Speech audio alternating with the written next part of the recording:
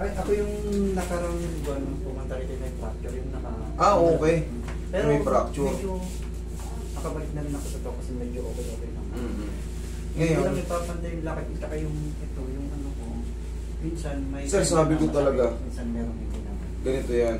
Pinaliwanag ko na yun sa inyo, sir, nung nakaraang buwan pa. Na yung ano mo, basag na talaga. Maaring hindi makabalik yan ng 100%. Kasi basag na eh. Kumbaga, swerte mo na maghilom ng mga 95%, 90%. Ngayon, nakabalik ka na sa trabaho, nakakalakad. Dati hindi ka ata nakakalakad eh. Hindi kasi talagang ganyan ang ano ko, masakit. Pero Dati. pero nung... Kailan ka pa pumunta sa akin? Kung maalala? July 5 na. July. August. Kasi nangyari July, ito, June. August. June sa'yo nangyari. Kasi nangyari yun, tapos tayo. Patingin mo nga yung video nito, par. Tingnan. July 5 yun eh. July. Tingnan nga natin yung video nito. Kung makakahabol pa natin. Pero ano yung... Tapos nakita mo yung pinakita ko sa exercise mo na may guhit lang siya ng gano'n. Patingin nga yung x-ray mo ulit. Kung sa cellphone mo lang. Hindi ko na... Pero nasend mo sa amin. Hindi, na... May dala kang x-ray nun. Oo, may dala akong x-ray na pinakita. Kasi pagka medyo matagal na kasi, sir, pag lumagpas na yung August 5, isang buwan tayo. Ano na ngayon, magtatapos na yung August eh. Magdadalawang buwan. Kasi ang dami kong taong hinaharap eh. Minsan, minsan talaga mapupurgit ko yung ano. Kasi minsan halo pa, may mga pare-parehong kaso. Lalo sa lower back. Isa pa pangkaraniwan naman. Siyempre may mga dumarating dito ng fracture, naglalaro na sa isip. Kaya pasensya na kayo, sir, kung talagang... Pero, kung may fracture yan, talagang hindi ka makalakad noon. Pero ngayon nakakalakad ka na, nakakatrabaho ka na. Ano yun lang naiwan sa loob ng 2 buwan? Yung ito kasi, Ano yung gusto mong mapalitan pa? gusto ko sana, kasi tabing ako maglakad eh. Pa-x-ray kaya natin, sir. Hindi, gusto ko sana pahatak lang. Pahatak lang. Tignan natin saglit lang. Reviewin ko lang yan kasi hindi ako pwedeng magbara-bara katulad yan kung may old fracture. Kung naitama ako na noon yan, pag hinatak ko, titignan ko kung, siyempre, nakakapagtrabaho ka na, nagbubuhat ka na. Hindi, ang ginawa mo lang dati, Pinitik ko kasi yan. nirelease mo lang yung kasi medyo maga. Sobrang maga, ganun ba? Nirelease mo lang para makasingaw, sabi mo gano'n. Sabi ko kasi hindi mo pwedeng galawin na kasi may nakita ka ng karak na gano'n. Kaya sabi ko sige, okay. Kaya nung siguro mga pagkatas mong ma-release yung ano yun, isang araw, 2 araw yata, yung medyo maano na siya. Umimpis ka agad? Umimpis agad, tapos yung ugat may nakita na. Ayun pala siyempre, mas maganda ma-recall mo rin yung sarili mo kung ano yung sinabi ko. Siyempre talaga, sensya na kayo. Medyo marami tayong marami. Siyempre, sa 1 linggo lang, ilan yung hinaharap ko. Sa isang araw, 25, 30. May 2 buwan ka na kulang. Ilang araw na lang, 2 buwan ka na. Marami nang dumaan sa isip ko. Dami nang dumaan na pasyente. Pero sabi mo naman sa akin, gagaling naman talaga kasi ano lang siya. Yung biyak na may biyak siya Saglit lang, sir, reviewin ko lang. Sige po. Tingnan ko nga para July 5. Anong suot mo nun? Ito rin. Ganyan din? Oo. Okay. Tapos pangalawa ako sa pila nun. Tignan ko lang, sir, para sure ball tayo kasi baka mamaya kung kailan konti na lang, wala nang maga, nabawas na. Mamaya mali pa ako ng hatak kasi nung una, kung maalala ko yan, tinignan ko maigi yung ano mo kung saan ko hahatakin, kung paano ko lang gagawin na tayo. Dito lang yun eh. Sa ibabaw lang kasi nakali. Kasi ayaw mo sa ilalim kasi nga. Dito may lang biyak. Oo. Dito sa may sakong. Kasi ngayon ko dyan, dito lang. Papasingawin mo lang ito. Sabi ko sige. Kasi pumaga kasi maga talaga eh. yun lang. Mo nga ba? Hanapin mo rin, Roy. Yung parang sabi. Diyan. Si July 5. Mas gusto ko safe si sir. Palipas. Hindi siya makalakad. Nire-review lang natin kasi para sure ball.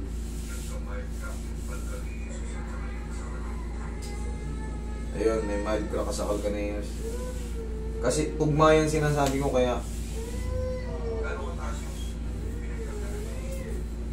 Ayun, nalaglag ka pala. Hindi pala ordinary yung tapilok. Nagdag dyan siya sa folding.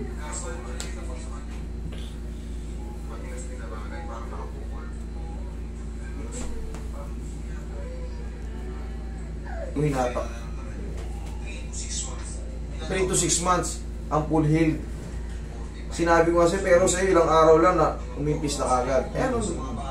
Oo.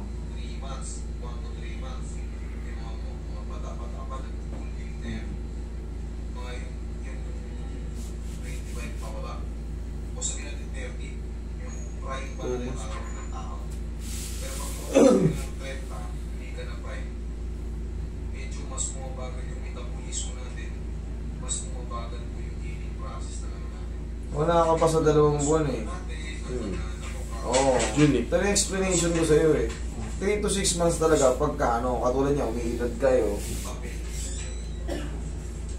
Pero maganda naman ang kinalabasan eh, natuyo, wala na siyang, nakita niyo naman, wala na yung saklay, nakasaklay siya rito eh, nang pumunta eh. Ngayon, kita mo yung ano, habang tumatagal yung panahon, wala na yung maga, nakakalakad ka na, may natira lang konti. Siguro, magsusubside pa yan. Kasi gaya ng sabi ko sa'yo, pag may mga chip fracture or mga fracture talaga, depende yan sa edad eh. Katulad yan, may, siyempre, umiidad ka na.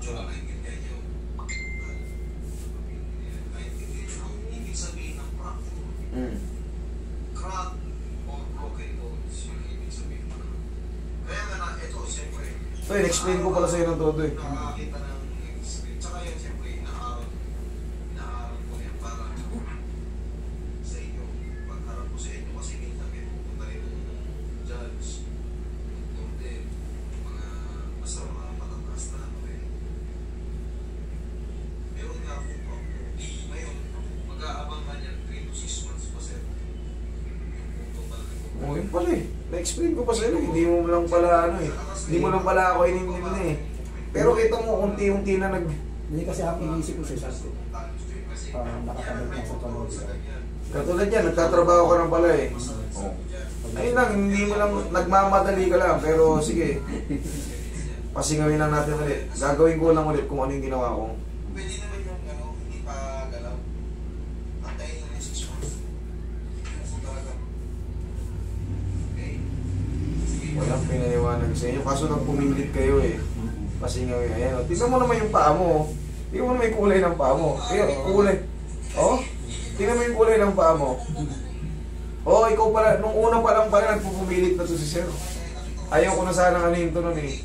Kasi sabi ko gagaling din. Umpisa pa lang pala, ganun din ang ano sir, atake mo sa akin. Oh. Tingnan mo yung paa mo. Kulay itim, tingnan mo to. Tingnan mo yung itsura ng paa mo. Oh. Okay? Ayan, tingnan ko muna yung ginawa ko. Makaramdaman nyo ito. Yung adjustment ko sisigaw yan sa paa nyo.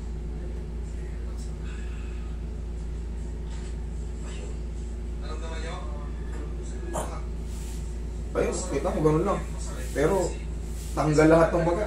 Okay, sige. Nag-gets ko na. Ganun din pala ang atake nito na sir. Ayoko na pala talagang ano yun. Pinapaliwanag ko sa kanya na gagaling din. Eh, ngayon, siyempre, dito siya. Atat na si sir eh. Oh. Sige. Total, alam ko naman na yung atake ko dyan. Alam ko naman yung magiging atake ko dyan. Sige. Ang mahalaga, na-review ko yung mga may crack sa'yo. Ngayon kasi, magdadalawang buwan pa lang yan. Sa tutuusin, hindi pa yan nakapaghilom yung fracture mo, pinupwersa mo kasi kaagad. Pinaliwanag ko na sa'yo nung una, ang fracture kasi, depende yan sa edad para mag-heal.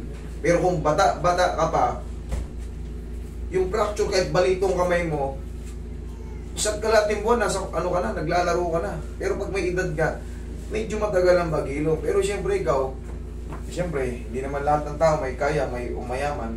Siyempre, gusto mong kumayod eh. Napupwersa ka na ngayon. Kasi wala na yung maga, nakakalakad ka na. Kaya gusto mo na subukan magtrabaho. O talaga nakakapagtrabaho ka na. Kaso siyempre, kada pagod mo yan, may unti-unti yung mga maga, kirot-kirot. Pag napahinga, goods na naman. Ganun lang yan, sir. Kasi nga, pinipilit na natin na hindi pa pwede. Base sa unang assessment ko sa'yo, sa unang atake ko sa'yo, 3 to 6 months ang waiting ano niyan. Kasi nga, dalawa yung ano nun, based sa assessment ko sa'yo nun, pinakita mo sa akin, may crack ka rito, may crack ka rito. Ito. Dahil sa lakas ng pagkabagsak, ito, siyempre, matatapakan mo yung ano eh, galing ka sa taas eh. Matatadyakan mo yung matigas na bagay. Kita mo na yung paano, itsura ng paa mo. Alam mo yung ubi halaya, tapos yun, hindi naman. Kaya naka-wheelchair, naka-saklay. Sige sir. Pitigin ulit natin. Ayos yun. Medyo yun lang pala. Siyempre, gusto na niya talaga makapag ano. Pero to hindi pa to ano, ganun pa rin ang gagawin ko para lumuwag lang ulit. Siyempre, tinatrabaho lang ni sir na wala pa sa isa't kalahating ano pa lang. Halos magdadalawang buwan. Mga mayroon pang isang linggo. Isa tatlong ano. Eh, gaya ka ng sabi ko, 3 to 6 months talaga pag may mga ganun kang ano. Ang mahalaga, nawala na yung ano, nawala na yung isang line niya, nakakapwersa na siya kahit pa paano. Pero hindi advisable yung bubuhat ka agad ng mabibigat. Hindi ako na. Wala. Kung gusto mong gumaling. Kasi ito, naka-alay naman, pero crack-crack yung mga ano to eh. Kasi hindi naman mamamaga ang paa nito. Kung regular na tapilok lang to, ay kahit nakapikit, tanggal to sa akin. Ito pa.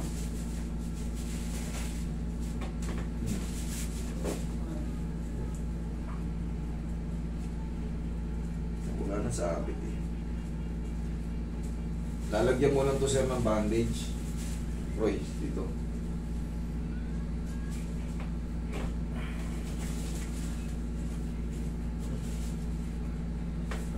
Yan. Lalagyan lang natin to ng bandage, bili ka ng bandage. Tapos hayaan mo lang muna maka-ano. Kulang pa eh, kulang pa ng buwan. Actually ang minimum nun, ang minimum 3 months, wala ka pa nga sa 2 buwan. Siyempre, baka na, katulad mo, nakalimutan mo yung mga binilin ko sa'yo. Eh siyempre ako, minsan nakakalimut kasi sa dami ng dumarating dito. Sa dami ng dumarating dito. May itasan lang ako sa inyo. Yung buto ko kasi dito. Yan. Parang nakalubog kasi siya. Ganyan talaga siya. Hindi katulad siya ng itong buto. Sir, alam mo, nagkakaroon nga ng kalsipik.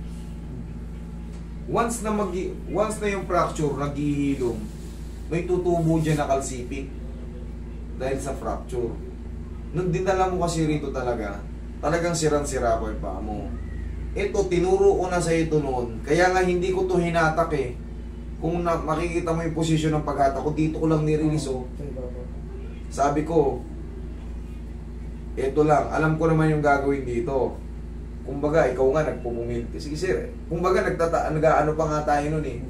Na sabi ko nga, kahit paghilumin mo lang yan, kahit pinaanoin yan muna. Kasi nga magang-maga yung pa mo. Nirelease ko rito, singaw yung pamamaga, wala na lahat. Nakalakad ka na maayos. Pero talagang mag-expect ka talaga. Minsan talaga, mag-expect ka na magkakaroon ng ano yan, ng parang yung buto mo lumaki. Kasi maghihilom yung fracture eh. Kakapitan niya ng mga ano, kalsipik. Yung mga tinatawag na mga tumutubo sa buho, sa puto, spar. Pero kalsipik ang tawag doon para dumikit siya. Ngayon, example naman sa balat. Kunyari, nawakwak yung dito mo. Pag nawakwak yung malaki sugat mo, makikita mo yung peklat mo nakabukol. Yung keloids. Ganon din yan sa loob. Magkakaroon ng ano, hindi na siya tugmang-tugmang flat na flat. Kasi nga dito, alam ko na tunog, kaya hindi ko nga hinatak eh, kasi nga, alam kong mabibiyak ko pa. Kaya hindi ko ginawa. Pinaliwanag ko sa inyo ng maayos na yung nag-crack na yun, gagaling din yun within 3 to 6 months. Depende sa ano.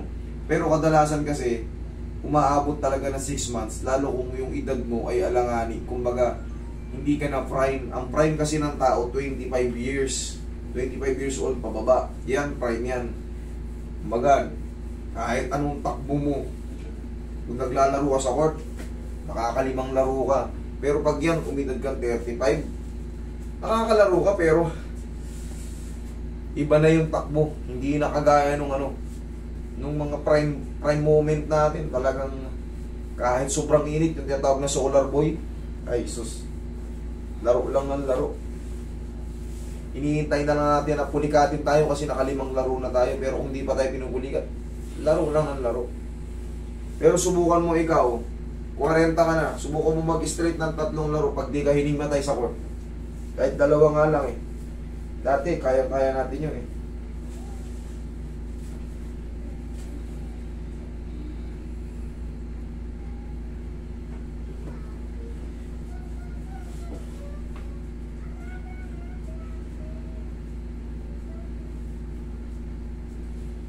titigas na yan, sir.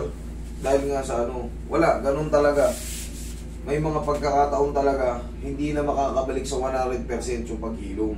Ganun talaga yun. Kahit naman, mas maganda, magpa-advise kayo kung may kilala kayo mga ortho-doctor, may mga kaibigan yung pamilya nyo na doktor sa buto, para ma-explain pa sa inyo kung yung bang na old fracture, makakabalik pa ba yun sa ano? Kasi, di ba ito, buto ng manok, legs ng manok. Basagin mo yun, putulin mo. Kahit ikaw mismo nagbasag, kitang-kita mo kung paano yung ano. Salansanin mo ng ganun, salansanin mo kasi kitang-kita mo na eh. Tingnan mo kung makakabalik ng 100%. Pero paano magdidikit ulit yun? Sa tulong ng paghilom yung tutubuan ng mga kalsipik yun. Kung makikita mo sa x-ray, yung mga old fracture, maraming highlighting white.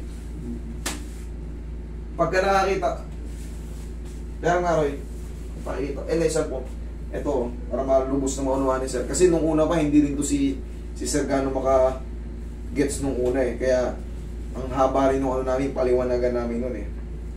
Kasi gusto ni Sir noon, makabalik talaga sa 100% kagad. Yung, kumbaga, ano niya, old fracture. Yung mga x-ray. Tingnan mo kung ano itsura niya.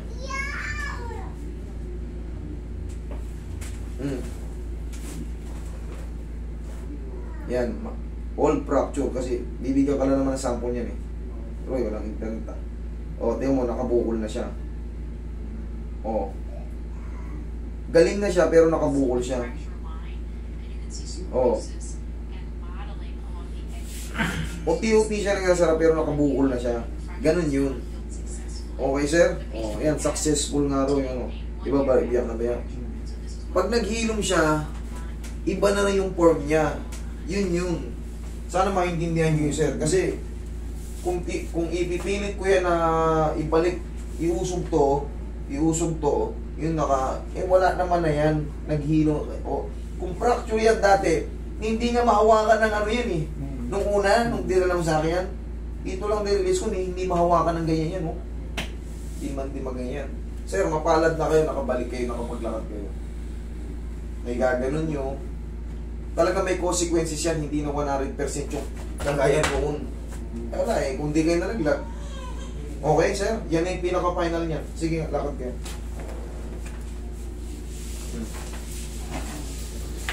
Oh. Kita mo, parehas naman. Eh, problema, may maiiwan talaga. Hindi mo, kailangan mong tanggapin yung sir kasi hindi ka na ano eh, hindi na nabasag siya, maghihilom siya. May pagkakataon talaga yun, ulitin ko lang, bumubukol yun sa mga buto, kasi nga, magkakaroon ng kalsiping. Dahil ididikit niya yung buto, anong gagawin doon? Parang nilalagyan ng base, na pantay, hindi, ano yun, parang kakapal siya. Manood ka ng ano, total may cellphone ka naman, manood ka dyan ng mga naghilom, yung mga old fracture, ganun, yun na lang, para very easy to, manood ka ng mga anatomy ng mga na-fracture. Tapos yung ganito niya, muscle. Hindi mo pa kasi pwedeng puwersahin. Kaya yung mga muscle natin, hindi pa mag-develop. Kasi hindi ka pa makaganyan talaga, oh. Hindi mo pa mapuwersan to. Doon kasi nga na-fracture yung dito mo, yung pinakapangilalim. Hindi mo pa yan maiganon, no? Yung ma-stop talaga yung mga, hindi mo pa maiganon yan noon. Hindi pa siya nakukuha. Opo. Tsaka, sabi ko na sa inyo, 3 to 6 months ang duration yan. Eh syempre, kumbaga, gusto nyo na talagang gumaling. Eh kahit ano naman gawin ko sa inyo, i-release ko man yan, talagang yung paghilom, nasa process na kayo ng paghilom. Kaya sana kung maintindihan nyo kasi hindi yan yung kung anong gustuin natin, sana humilom na to ng gano'n. Iaasa nyo sa hindi po pwede yun. Meron tayong proseso ng healing process. Talagang yun ang duration niya. Kaya may tinatawag. Kahit sa mga, kaya nga po sabi ko sa inyo, para lubos nyo maunawaan, lumapit kayo kung may, sabihin natin, kung may mga PT kayong kakilala, mas maganda kung ortho-doctor. Kasi mas maliliwanagan kayo. Okay sir? Kasi baka hindi ka pa ganong satisfied sa paliwanag ko kasi mas mababa ako sa doktor, therapist lang ako. Hindi, Pero, yun po ang ano niyan, duration po niyan. Nasa healing process na po kayo. Okay? Medyo namamadali lang natin. Pero nakita mo yung tinanggal ko yung saklay mo. Tinanggal, nakakalakad ka na. Talaga naman nasabi mo eh, sa'yo mismo nang galing, nagtatrabaho ka na. Pero, hindi pa yan pwedeng ito. Kasi, kahit pa paano, maglagay, ganun-ganunin mo na oh. Maglagay ka rito ng parang pabigat. Kahit yung mga mineral lang, ganun-ganunin mo na. Ayan, ganyan. Okay, wag